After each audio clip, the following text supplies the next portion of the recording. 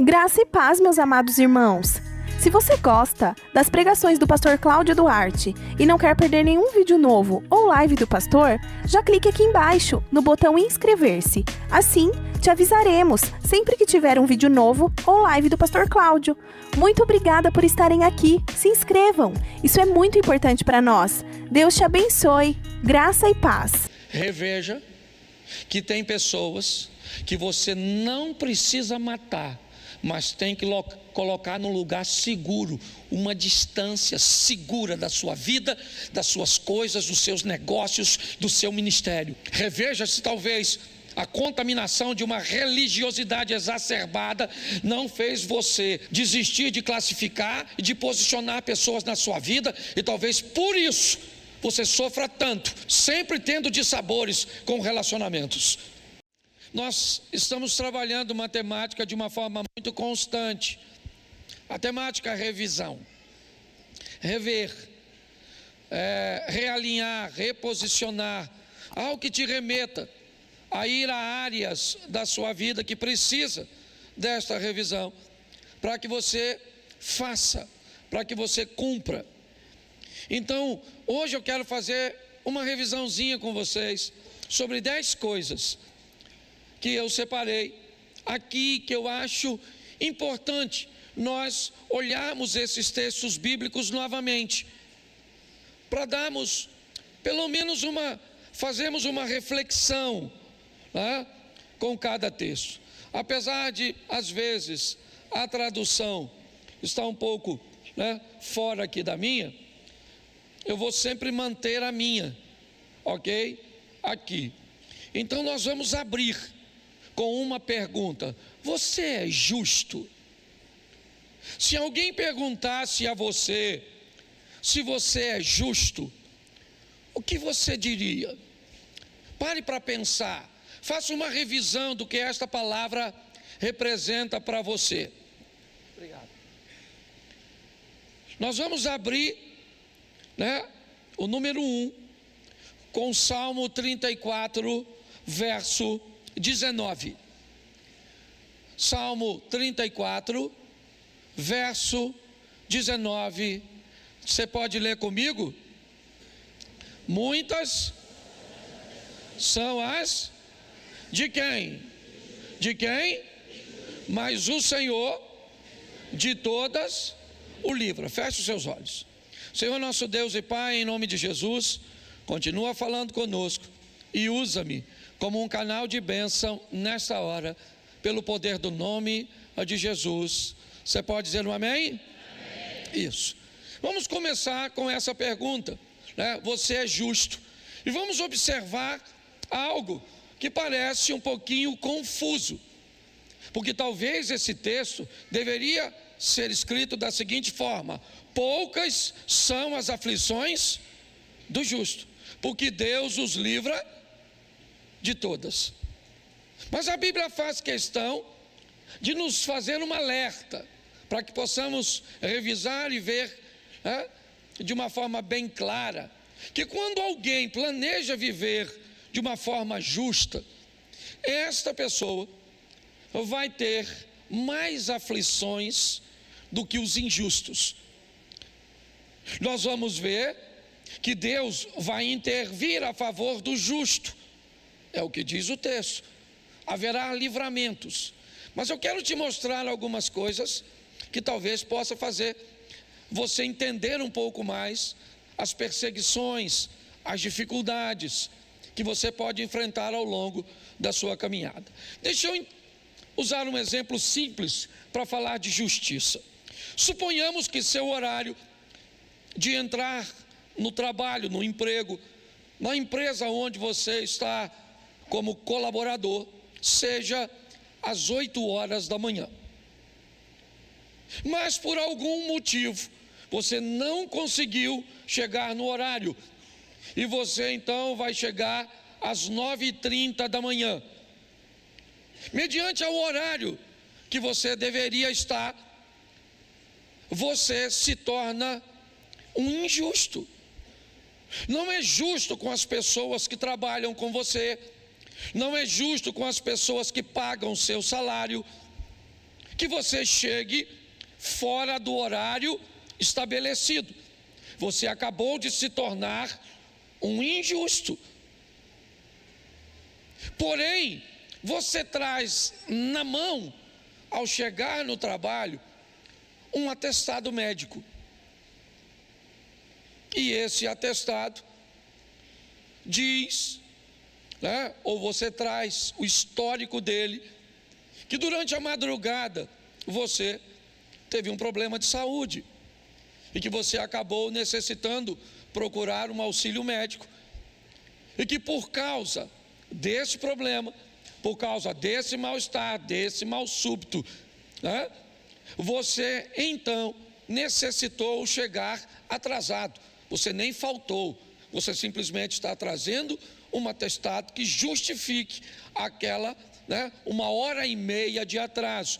Você agora está justificado pelo atestado. O atestado acabou justificando ou tornando você justo, mesmo havendo injustiça. Continua tendo 1h30 de atraso. Pessoas tiveram que fazer o serviço que você deveria ter feito. O patrão vai te pagar as mesmas horas, mesmo não trabalhadas. E por que tudo isso acontece? Porque alguém justificou você. Aqui você se torna um justo através de um documento que você carrega na mão. Quando nós estamos falando a respeito de pecado, é exatamente isso que Cristo fez. Quando nós estamos falando da intervenção de Cristo para transformar eu e você em justo,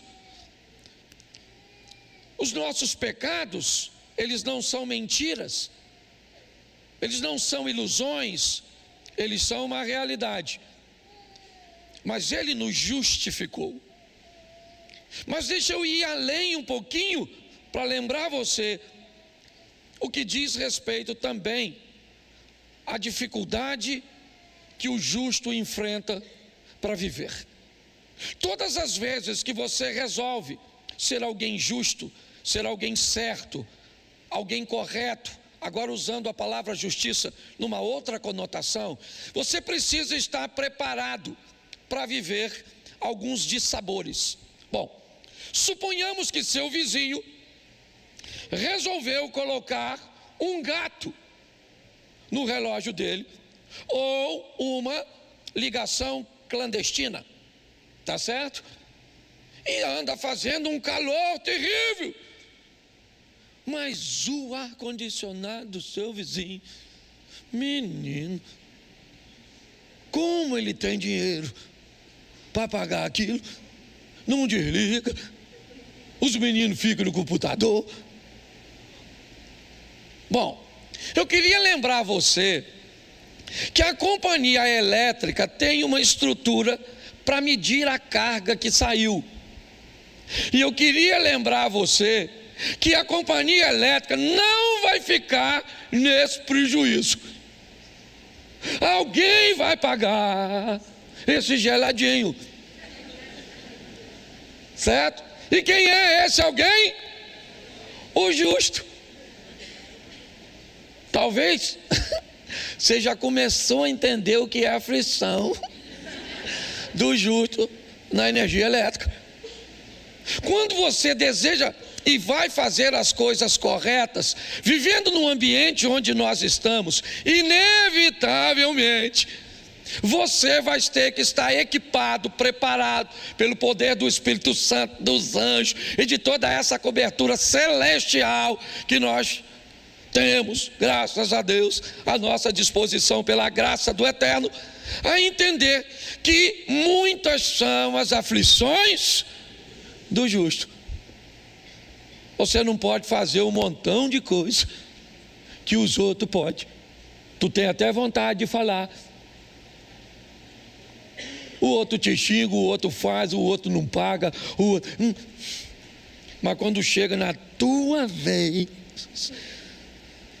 eu vou ser franco para você, você vai viver como Deus delineou, mas vai ser com aflição, porque para ser justo, o negócio é um grande desafio. Sim ou não? Não denuncie gato dos outros, tu é que paga, mas X9 é algo terrível, tá certo?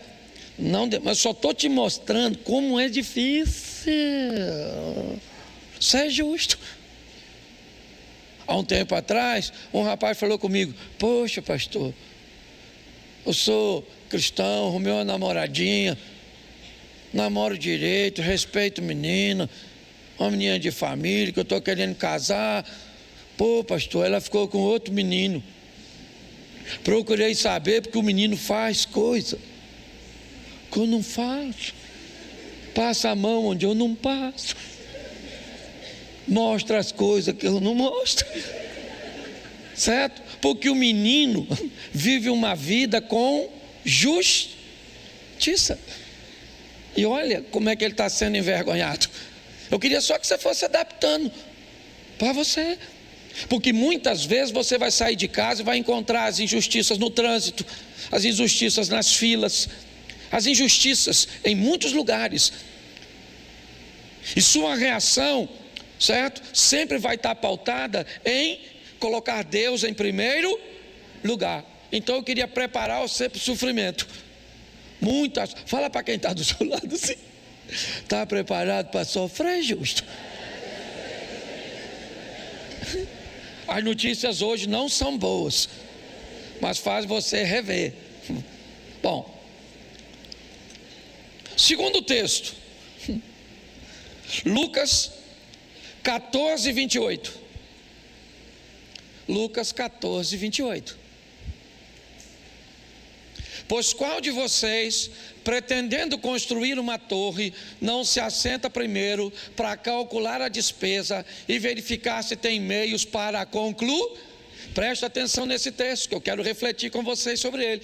Já que eu falei que para viver na justiça é pesado, é desafiador, porque na vida do justo, o justo precisa estar preparado para muitas aflições. Esse texto diz que antes de querer ser justo, antes de querer andar com Cristo, antes de querer ser crente, é melhor você sentar e descobrir quanto custa. Antes de desejar fazer, antes de dizer um sim para Cristo, é muito legal você saber se você tem como pagar, se você está disposto a pagar o preço para ser esse cristão, porque é isso.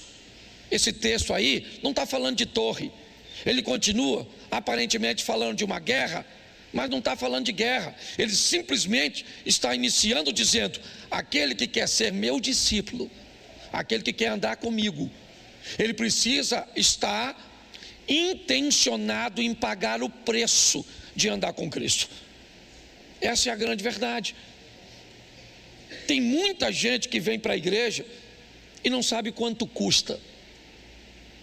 Não sabe quanto custa rever seu vestuário.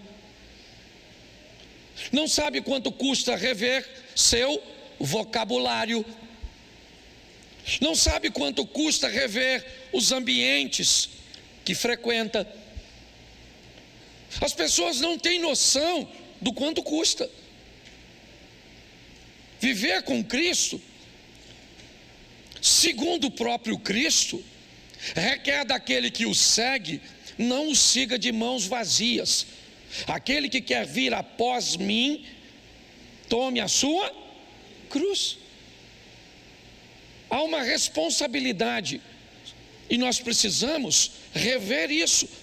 Se estamos dispostos a mudar nossas roupas, não estou, então eu já sei. Estamos dispostos a mudar nosso vocabulário?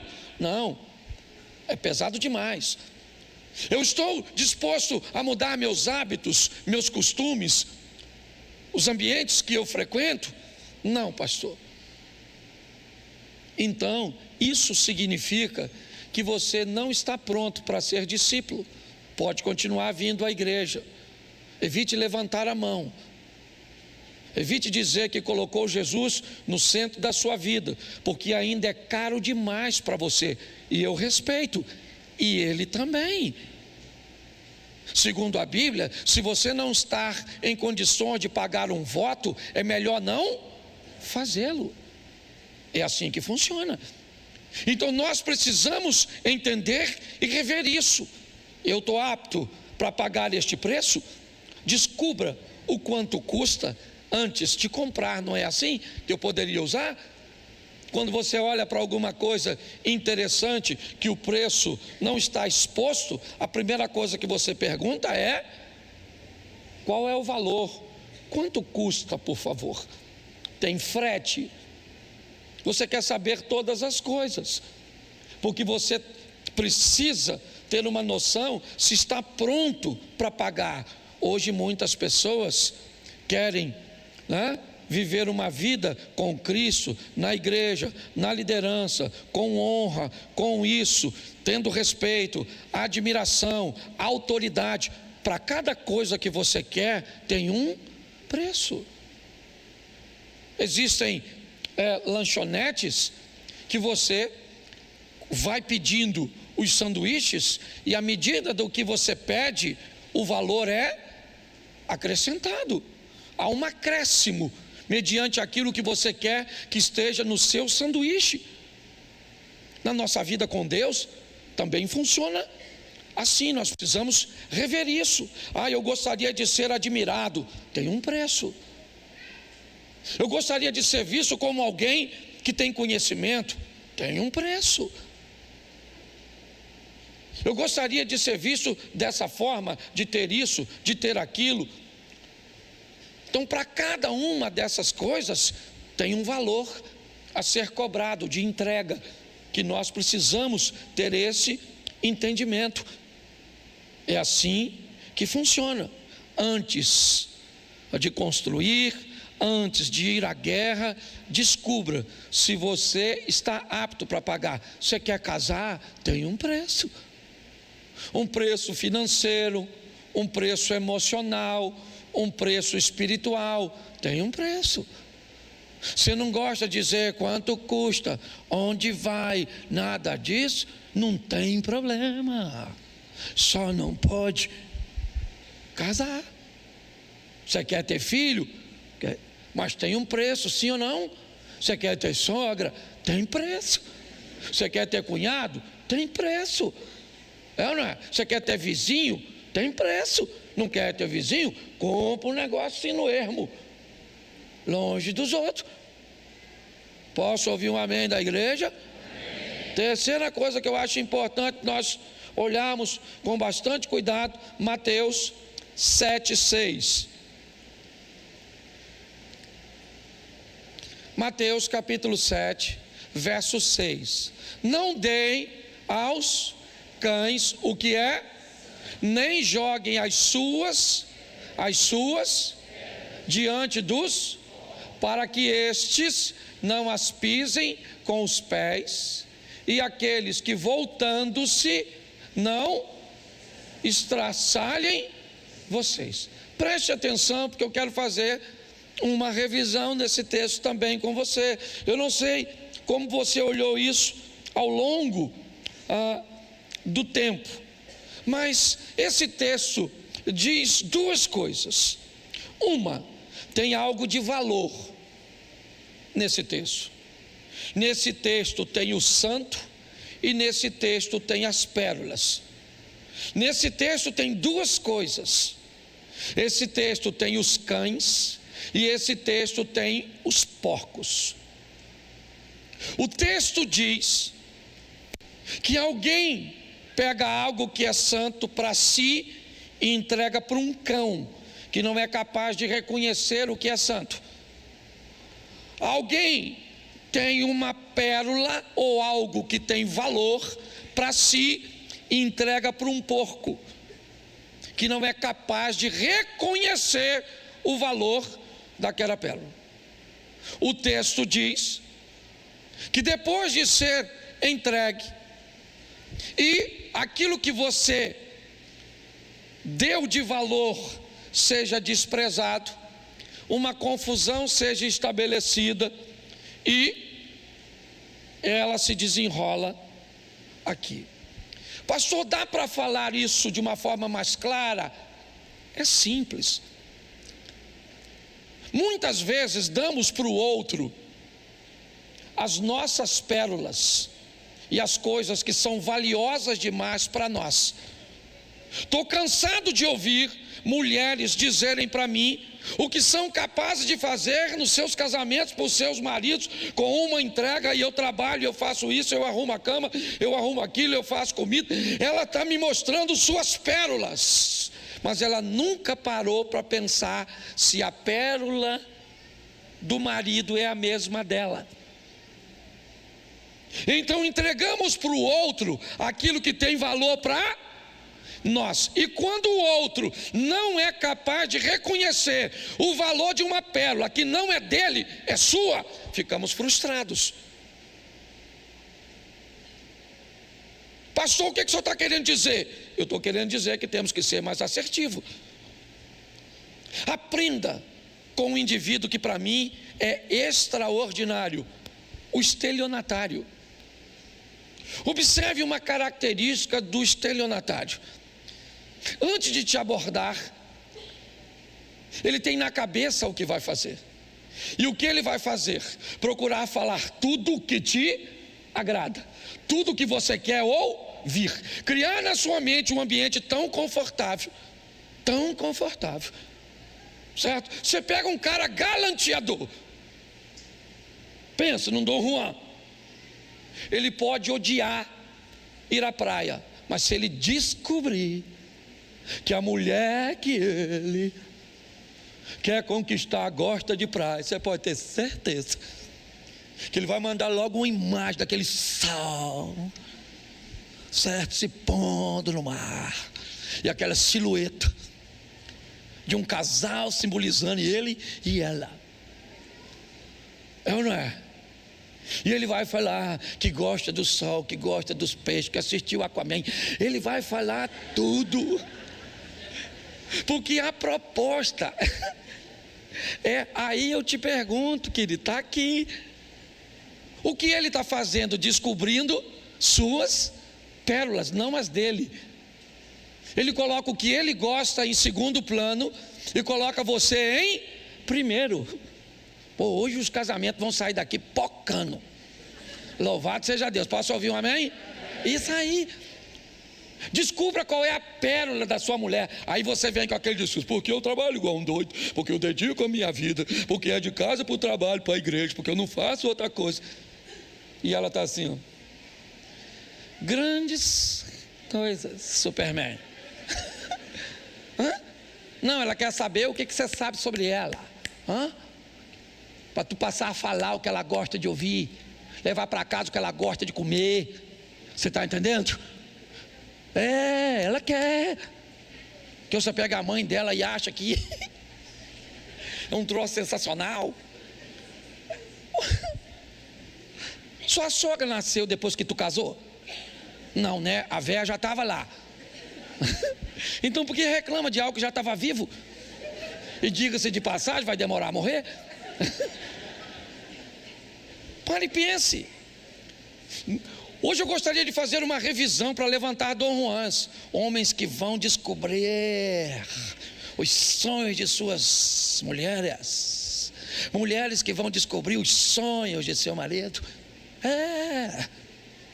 Entendeu? Para que você possa encantá-lo. Que cor ele gosta, qual a pose, quais são as palavras. Pensa, um homem chegando em casa e a mulher falando assim: ô doutor, entra, querido. Ele vai lá na porta para olhar, para ver se entrou na casa errada. Errei um número. Sim. Eu faço muita coisa para o meu filho, descubro as pérolas dele. Esse texto é um texto que diz: não pegue as suas pérolas e dê para os outros, porque isso costuma gerar confusão. Está no texto. Então invista, não é gastar tempo. Invista um pouco de tempo para descobrir a pérola dos outros, não da mulher dos outros. Eu tenho que explicar isso direito, porque o nego escuta o que quer. Esse dia eu estava pregando de sexualidade numa coisa, levantou um senhor: ô pastorzinho, o senhor não acha que o senhor fala muito sobre esse tema? Um senhorzão mesmo. Eu falei: ô moço, quantos filhos você tem? Eu acho que ele falou 8. Eu falei: eu falo e o senhor faz? Aí ele sentou e ficou quietinho. Então é importante que você descubra a pérola das pessoas, para você não correr o risco de sofrer demais, dando para elas coisas valiosas, porém que só tem valor para você e não para ela. Posso ouvir um amém para a gente ir para a quarta? Isso. Romanos capítulo 12, verso 18. Romanos 12, 18. Se possível, repita comigo, lê lá.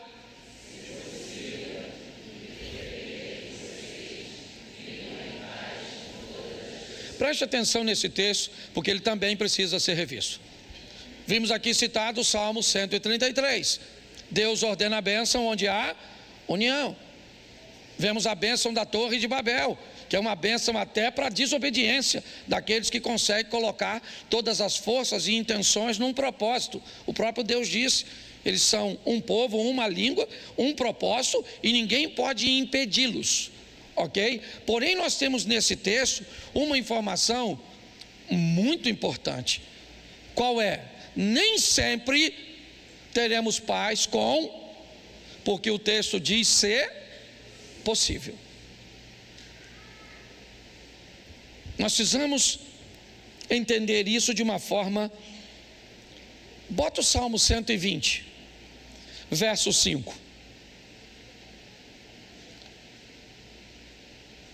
125. 120, verso 5. Isso.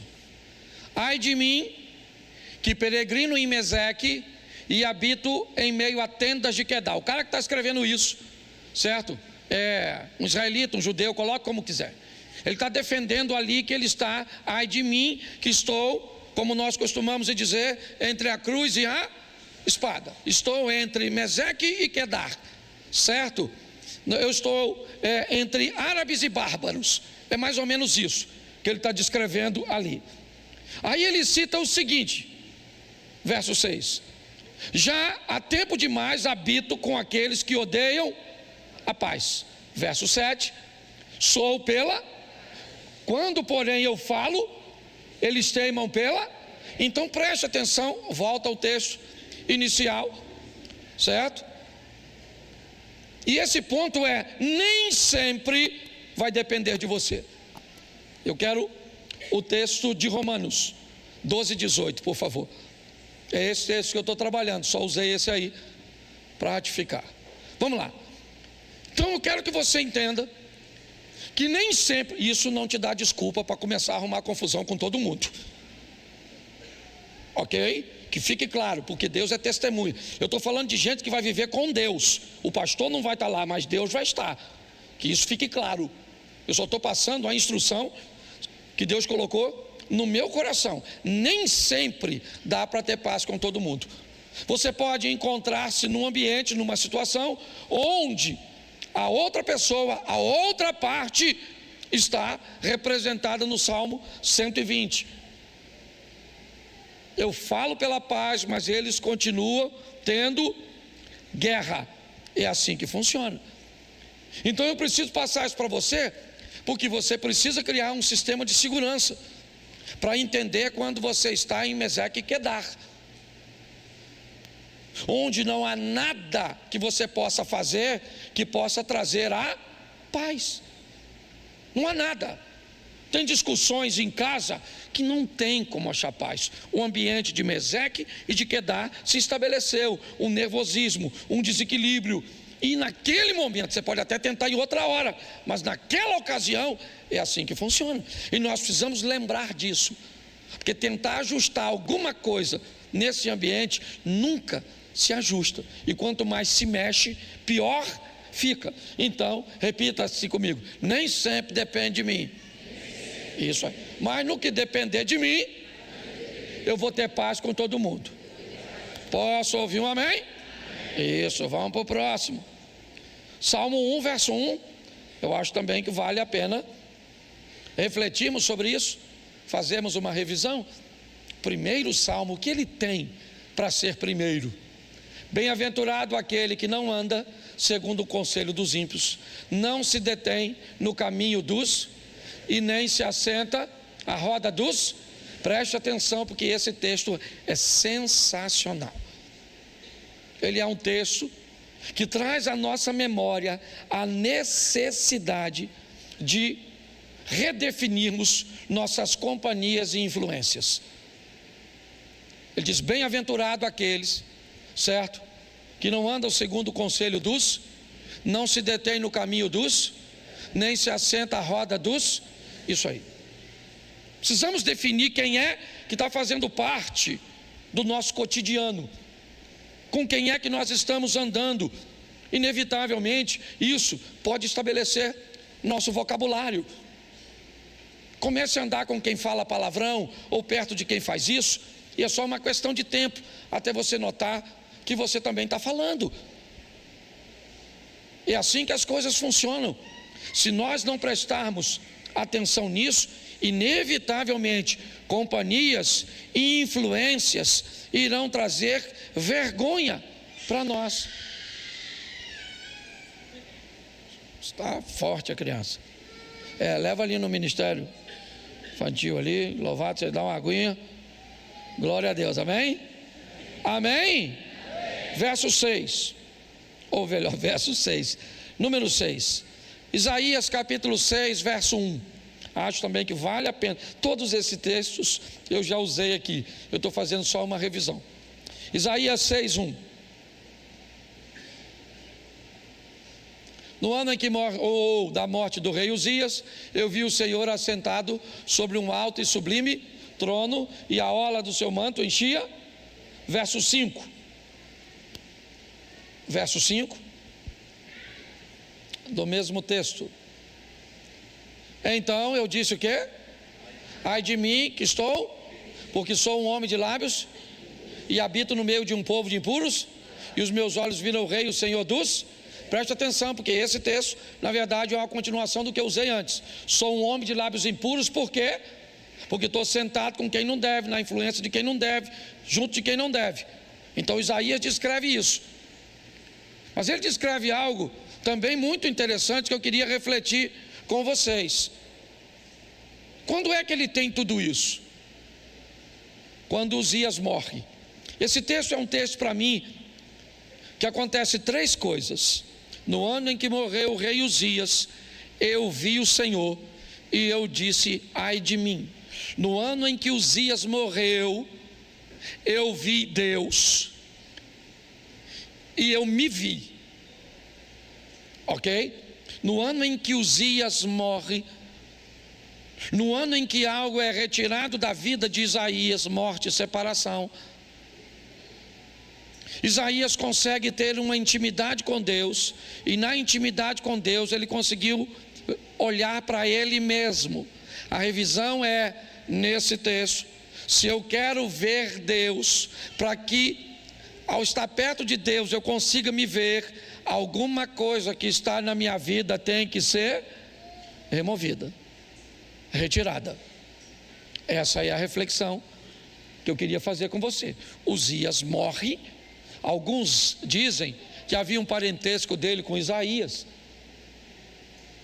Eu não sei se havia de verdade, mas se havia, eu posso dizer que talvez Isaías jamais desejasse a morte de Uzias. Porque se Uzias é o rei e você é parente do rei, imagine o quanto de benefício você não tem por ser parente de alguém que é tão poderoso e que te dá tantas vantagens. Às vezes algumas coisas precisam sair da sua vida, mas elas são tão vantajosas que você não quer tirar. Às vezes algumas pessoas deveriam morrer, sair, se separar de você, mas te trazem tão bem-estar, aparentemente, te trazem tantas vantagens, que é melhor conviver com elas. O problema é que se você convive com Osias, você não encontra com Deus. Se você não encontra com Deus, você não se enxerga, porque na presença de Osias, você não tem tempo de olhar para você, você tem tempo de olhar para a vida dos outros. Esse é um texto que, se aplicarmos na nossa vida com cuidado, eu vou entender: coisas morrem, eu me aproximo de Deus e passo a viver uma nova fase na minha vida, conseguindo me enxergar de fato. Posso ouvir um amém? Amém. Gálatas 6, 7, esse eu tenho usado aqui direto. Gálatas 6, verso 7. Não vos, porque Deus não se, pois tudo aquilo que o homem, e isso também, esse é um texto clarérrimo que eu tenho usado aqui sempre, que é a reação de nossa ação. É um texto que diz: não errem, porque se você errar, você vai ter que se encontrar com o efeito do seu erro. Não errem, porque Deus não toma injusto por justo. Ele é misericordioso, mas Ele é justo. Então, muito cuidado com o que fazemos, porque a Bíblia diz: então errem. Isso aqui é o que fala super graça. Não se preocupe, faça o que você quiser. No final, Deus corrige a rota. Ele é amor, Ele é amor. Deus é amor, sim ou não? Sim, mas Ele não é somente amor, Ele também é justiça. Ele é fogo consumidor. Então não brinca com isso. É melhor revermos isso, certo? Eu fiz, está aí, eu vou ter que me encontrar. 2 Coríntios, capítulo 6, verso 14. 2 Coríntios 6, 14. Acho que vale a pena nós revermos. Não vos ponhais em um jugo desigual. Tu pensa que isso fala só de casamento? Se enfie em sociedade, se enfie em amizade, enfie-se em situação com jugo desigual. Aqui ele usa a expressão incrédulos, mas o jugo, né? Lembra do jugo? Jugo, aquilo que prende os dois animais, certo? E ele diz: quando está no mesmo jugo duas pessoas com propósitos diferentes, isso vai gerar problema. Mas aí o texto continua, e é aqui que eu quero refletir. Portanto, que sociedade pode haver entre a injustiça ou justiça e a iniquidade? Ou que comunhão? Bom, aí eu venho para uma pergunta que é a tônica do momento: quem é quem? Quem é quem? Luz e trevas, justiça e impiedade, incrédulos e de fé. Hoje nós temos esse impasse nas nossas discussões, com a estrutura polarizada do jeito que está. Quem é quem? Quem? Pare para pensar. É isso que nós estamos vendo o tempo inteiro. É alguém dizendo que o outro está cego, e o que está sendo acusado de cegueira acusa aquele que acha que vê de cego. Hoje nós olhamos da direita para a esquerda e vemos uma vergonha na esquerda. Hoje nós olhamos da esquerda para a direita e vemos uma vergonha na direita. Aí eu me perguntei: quem é quem nesse negócio? Como é que eu vou ter essa medida? Porque isso está nos posts, na internet, na política, em tudo quanto é lugar. Nós temos as trevas chamando luz de trevas, e nós temos a luz, certo? Chamando treva de luz. Está tudo bagunçado. Então o texto diz aqui: que comunhão? Não tem. Nós já sabemos que quando uma chega, a outra vai embora. Mas que critério eu vou ter? Quando eu digo que alguém é trevas, qual é a base que eu tenho para dizer isso? Talvez essa seja a grande pergunta. Quando alguém disser assim, você está cego, você está em trevas, não estou aqui defendendo nem direita nem esquerda, não é isso, estou falando para cabeças pensantes. Vou dar para você, certo, o princípio de avaliação nosso. Você está numa igreja onde a base é bíblica, certo, e ela é o ponto de avaliação. Se não for, deleta, porque essa mensagem não é para você. Se você quer descobrir o que é trevas e o que é luz, veja a maneira que a pessoa vive, fala e faz à luz da Bíblia. Esqueça se ela diz que é da luz. A Bíblia diz que Satanás tem a capacidade de, mesmo sendo trevas, se transformar num anjo de luz e continuar em trevas, mas com aparência de luz. Então é mais do que aparência, é mais do que uma Bíblia, um hino, é mais do que uma roupa, é muito mais. Precisamos rever isso, porque senão corre o risco de você criar um problema sério no ambiente religioso, se frustrando com Satanás, ou quando um de seus discípulos vestido de luz. Nós precisamos rever. Então quem é quem? Não é quem fala, não. É como vive, é quais são valores, princípios. É assim que funciona. Desculpe o que eu vou falar aqui, mas eu estou falando à luz da Bíblia. Estou pedindo desculpa, mas é uma desculpa meio que linguagem figurada, certo? Você é a favor de aborto?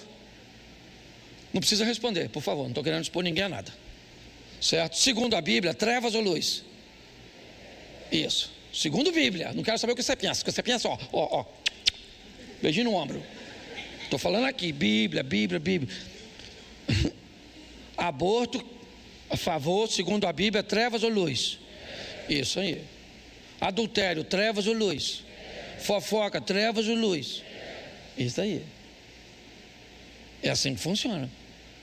Então a gente dá uma olhada e descobre quem é quem. Já deu para localizar tudo. Esquece o outro, lembra? Passagem anterior, eu vi o Senhor e me vi. Para de olhar a vida do outro. Aí você já deu uma olhada para o irmão, falou, aquilo lá é treva. É assim que funciona. É importante nós olharmos quem é quem. Você descobre quem é quem, certo? Dando uma olhadinha em quem é luz e quem é. Isso aí. 9, falta só 2, estou acabando já. 2 Samuel, capítulo 16, verso 9. 2 Samuel 16, 9. Então Abisai, filho de Zeruia, disse ao rei: por que amaldiçoaria este cão morto ao rei, meu senhor? Deixa-me passar e lhe tirarei a cabeça. Preste atenção, porque esse é um texto que eu quero falar, que precisa ser revisto, sobre sofrer com dignidade. Sofrer com dignidade. Sua mulher foi embora, você sofre ou não? Sim ou não? Mas sofra com dignidade. Você perdeu um emprego que era fantástico, que você amava, o que você mais gostava de fazer. Você sofre ou não? Mas sofra com dignidade. Você perde um filho. Seu filho nasce de uma forma que você não esperava. Você vai sofrer sim ou não? Mas sofra com dignidade. E a dignidade no sofrimento é não se rebaixar, é não se desesperar, é não desistir, É sofrer com dignidade, com postura. Seu cônjuge foi embora, vai doer. Às vezes vai embora com outro. É humilhação, é terrível. Tem que olhar para a sociedade, para os parentes. Não sofrer, né? Não é uma opção para você. Agora, não se permita se tornar ridículo. Não se permita sofrer de uma tal forma onde as pessoas tenham pena de você. Não é assim. Está aqui, ó. Esse é um texto, talvez você nunca se deparou e nem sabe o contexto dele. Eu vou falar para vocês. Davi, ele assume o trono. Um trono deixado, na verdade, por um homem da tribo de Benjamim, Saul. É lógico que com a queda de Saul, a família de Saul, que tinha privilégios por ser familiares do rei, agora não gozam mais de tais privilégios. E pior, já descobriram que o novo rei não é tão santinho assim. É alguém que não matou o rei para tomar o lugar dele, mas matou a mulher de um homem de confiança e a engravidou. Esse é Davi. Então Davi vem passando, e Simei, que é parente de Saul, começa a espraguejar, começa a amaldiçoá-lo, e pior, taca pedra nele, com provocação, falando de tudo que Davi fez.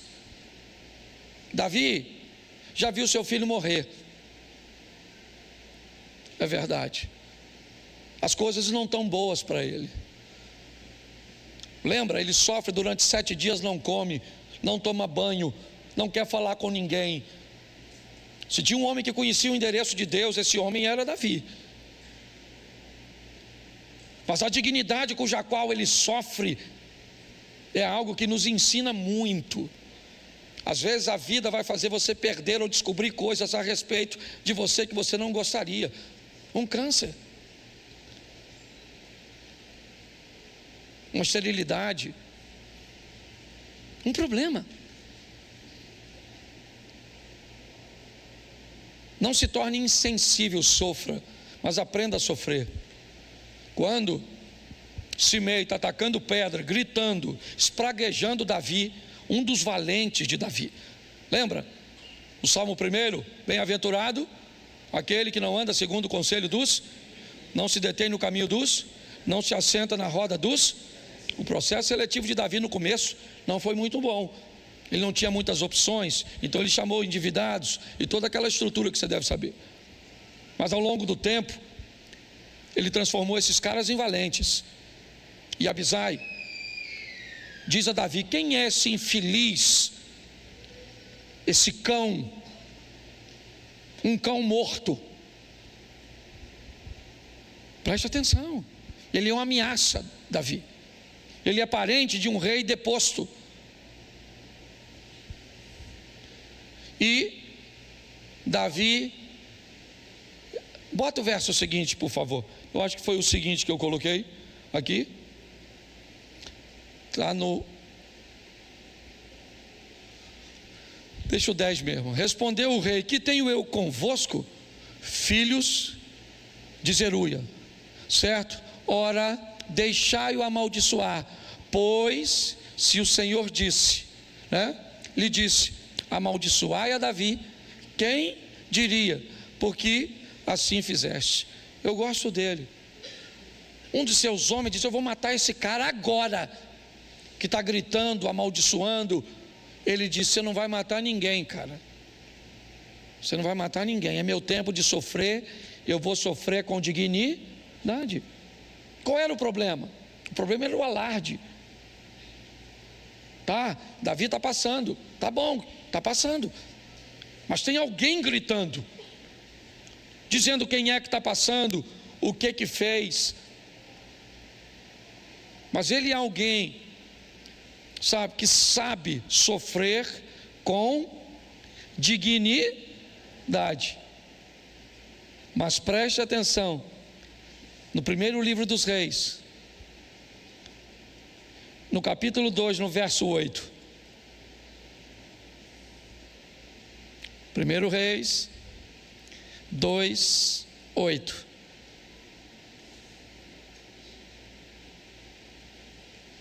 Põe aí, por favor. 1 Reis, você botou o segundo.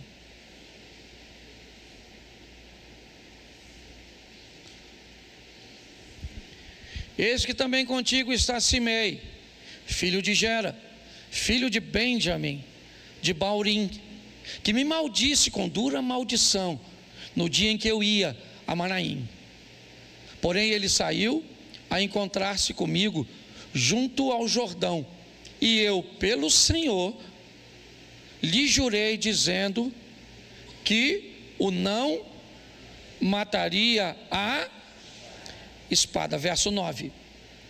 Mas agora não tenhas por inculpável, pois é homem prudente, e bem saberás o que lhe há de fazer, para que as suas cãs desçam à sepultura com sangue. Preste atenção nisso aqui, porque é muito importante. Simei persegue Davi, ele amaldiçoa Davi, e Davi disse: eu não vou matar esse cara, ele é a correção de Deus para mim, ele é para manter na minha memória o que eu fiz e quem eu fui, independente de quem eu seja hoje. Nunca perca a memória, da memória quem um dia você foi. Se você tirar da sua memória quem você foi um dia, você corre o risco de se tornar para lá, ou de retornar para lá. Mas quando Davi está passando o cetro para Salomão,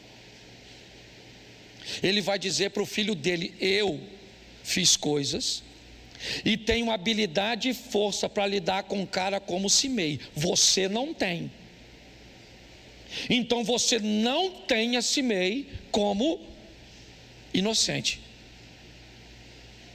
Está na hora de você agir, e a hora é agora.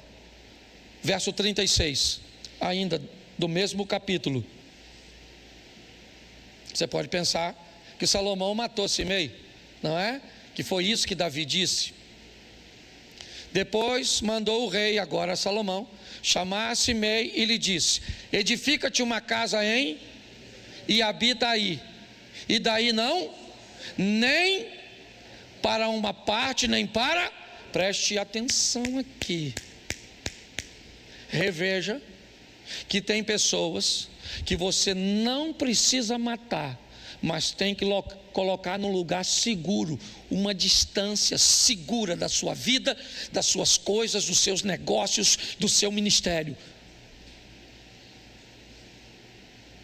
Reveja se talvez a contaminação de uma religiosidade exacerbada não fez você desistir de classificar e de posicionar pessoas na sua vida, e talvez por isso você sofra tanto, sempre tendo dissabores com relacionamentos. Salomão pegou e disse: Simei, vem aqui, faz uma casa para você lá em Jerusalém, faz lá em Jerusalém, e você vai viver lá até o último dia da sua vida. Fique lá, não saia para lugar nenhum, eu não quero ver você de novo, eu não quero. Olha só, ele teve um problema, depois você lê que não dá para eu ler tudo, que eu vou para a 10ª aqui já. Sabe o que ele fez? Sumiram algumas coisas dele, uns servos, aquela coisa toda. Sabe o que ele faz? Ele vai procurar, e alguém avisa Salomão que Simei não cumpriu o combinado, ele quebrou a regra, sim ou não? E ele morreu. É importante nós entendermos isso.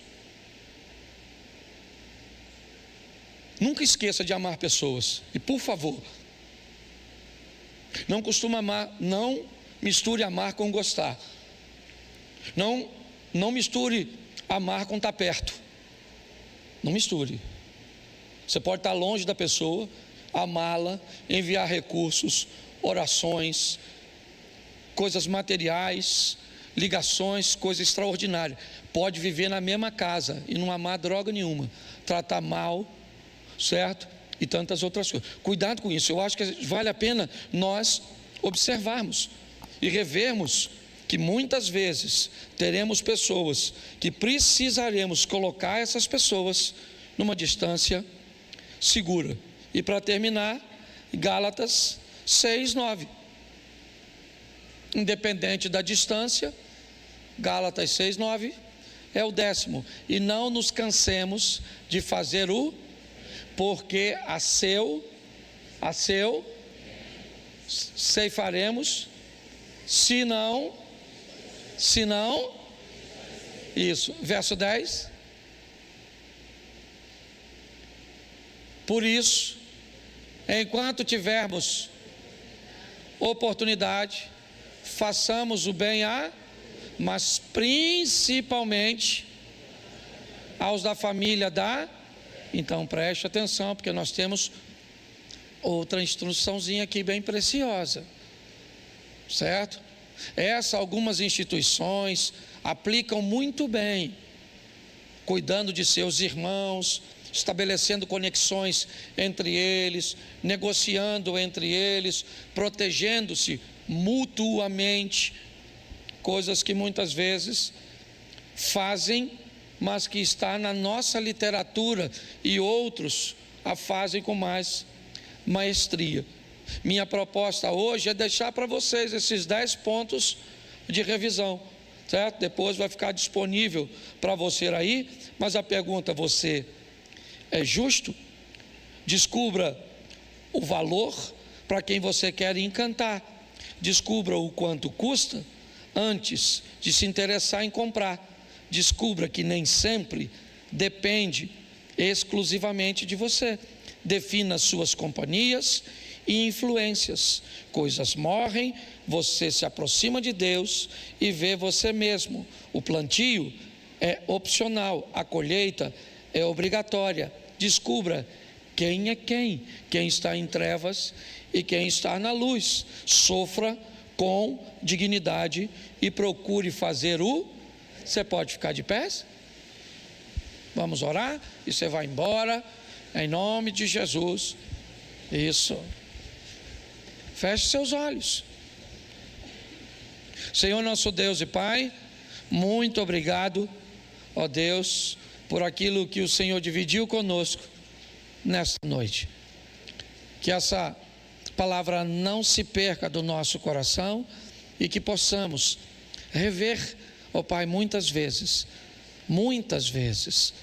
como diz a Tua palavra, vamos botar de uma forma tão nítida na nossa frente, que até se passarmos correndo, seremos capazes de ler e de notar. Estamos num ano onde estamos revendo, e isso tem sido muito valioso para nós. Abençoa-nos, ó Deus, ou continua nos abençoando. Leva-nos aos nossos lares, guardado por Tuas boas mãos poderosas. Que o grande amor de Deus, nosso Pai, a graça de nosso Senhor e Salvador Jesus Cristo e as doces consolações do Santo Espírito de Deus seja para com todos, em nome de Jesus. Você pode dizer amém?